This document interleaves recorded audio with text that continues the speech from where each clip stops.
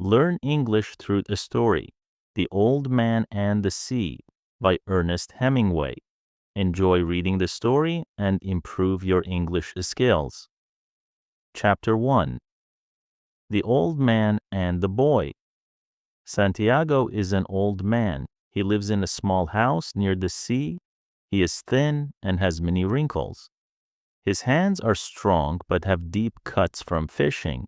He has not caught a fish in 84 days. But every morning, Santiago wakes up before the sun rises. The sky is still dark, full of stars.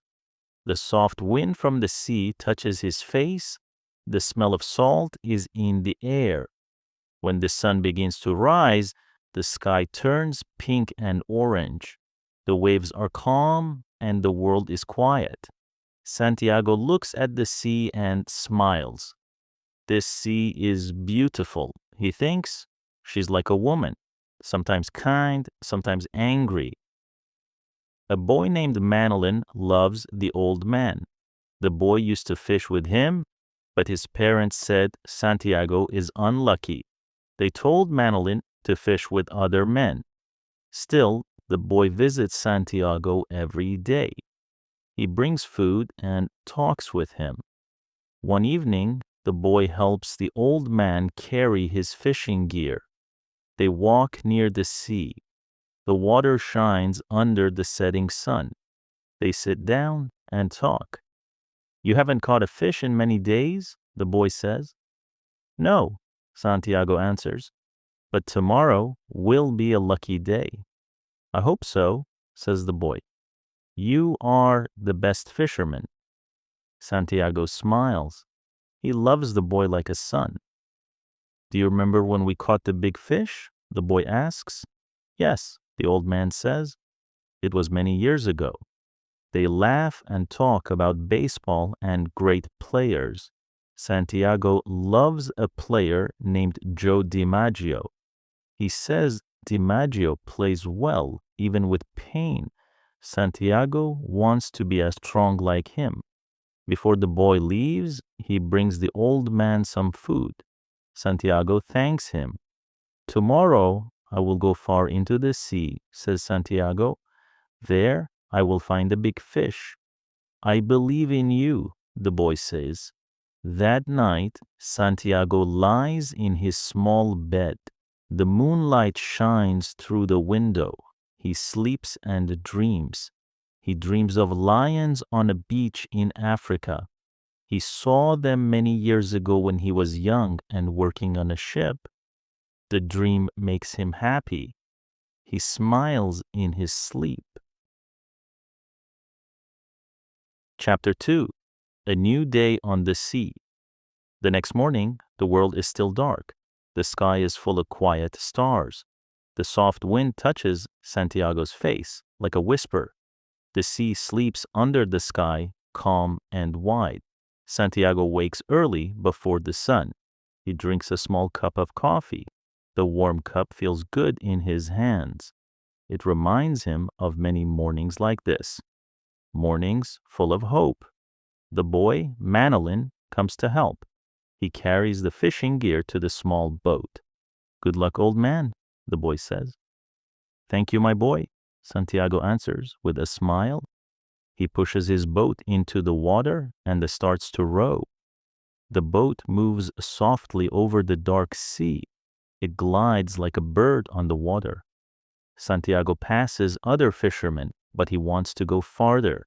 He wants to go where no one else goes. The sky slowly turns pink and gold. The sun rises from the sea like a warm coin. He puts his fishing lines into the water. Each line has a hook and a small bait fish. The lines go deep into the blue sea.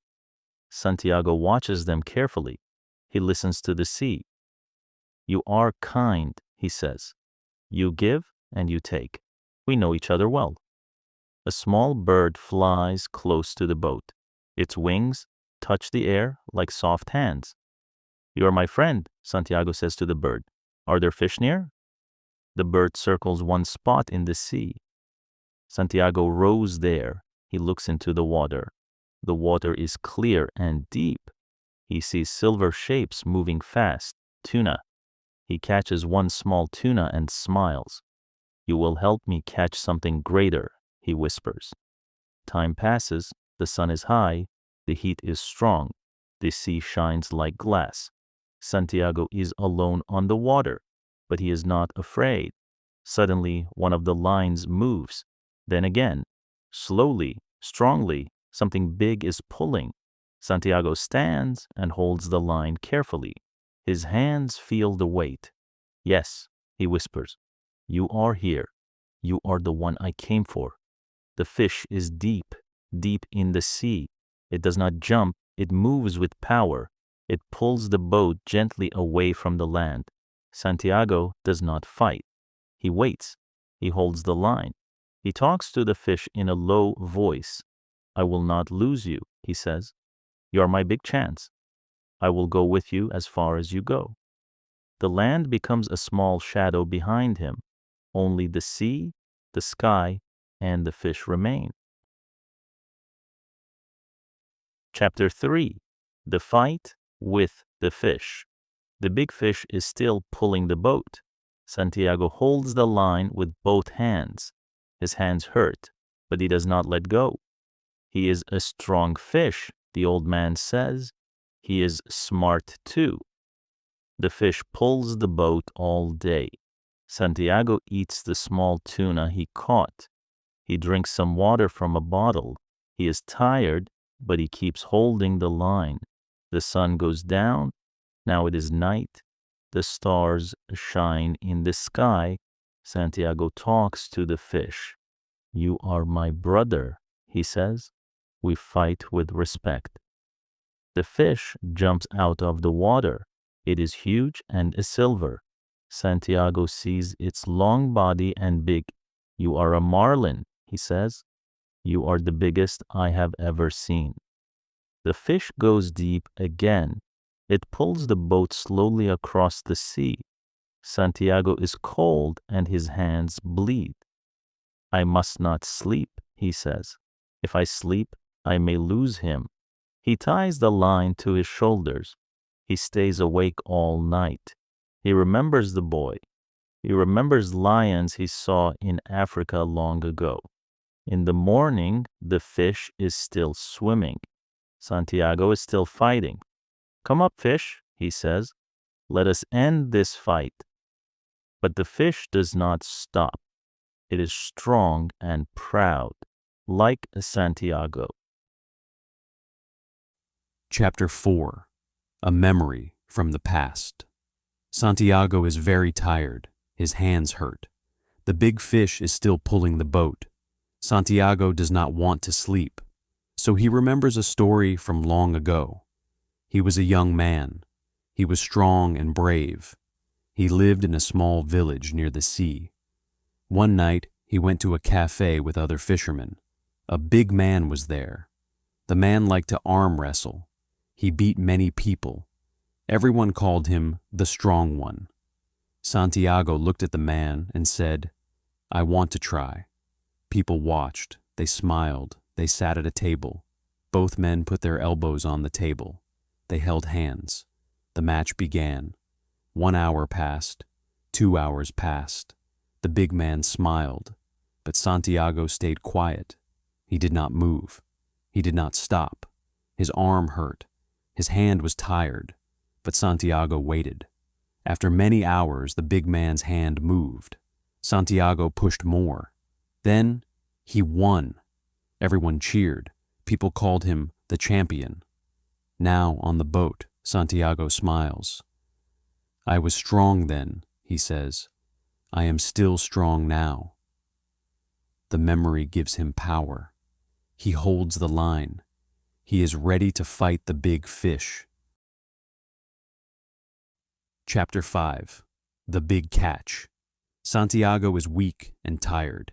His back hurts. His hands are sore and bleeding, but he does not give up. The fish begins to swim in small circles. It is getting tired too. Now is the time, Santiago says. Slowly, he pulls the line in. The marlin comes closer to the boat. Santiago holds the line with all his strength. Sweat runs down his face. His arms shake. The fish jumps again. Water flies everywhere.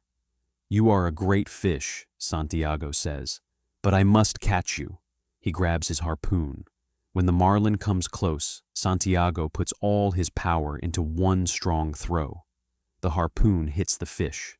The marlin jumps, then falls. It is still. Santiago has won. He ties the fish to the side of his small boat. The fish is longer than the boat. It shines. "Thank you, fish," he says. "You gave me a great fight." Santiago is happy, but also very tired. Now he must go home. He starts to sail back, but then he sees a shark. The shark smells the blood from the marlin. It swims fast toward the boat. "No!" Santiago cries. He takes his harpoon and waits. The shark comes close. Santiago hits it hard. The shark dies, but more sharks are coming. "I will fight them," Santiago says. "I will fight until the end." Chapter 6. The Return Home. Santiago sails back to shore. The big marlin is tied to the boat. Santiago feels tired, but also proud. Then more sharks come. They smell the blood from the marlin. Santiago has no harpoon now. He uses a knife tied to an oar. He fights the sharks. He kills some, but more come. "Go away," he shouts. "Leave my fish." The sharks bite the marlin again and again. They eat its meat. Santiago keeps fighting, but he is very tired. His hands are hurt. His back hurts. The sea is dark now. By the time he reaches the shore, only the bones of the marlin are left. "They beat me," he says. "No," he thinks. "I went far. I fought well." Santiago is so tired that he can hardly walk. He carries his gear to his small home. In the morning, the boy comes to see him. He sees the old man's hands, cut and bleeding. "They didn't deserve this," the boy says sadly. He sees the big skeleton of the marlin near the boat. Other fishermen look at it in surprise. It is the biggest fish they have ever seen. "He is still the best fisherman," one man says. The boy brings Santiago food and coffee. "I want to fish with you again," the boy says. "We will," says Santiago. He smiles. Then he sleeps again. He dreams of lions on a beach in Africa. We hope you have enjoyed the reading.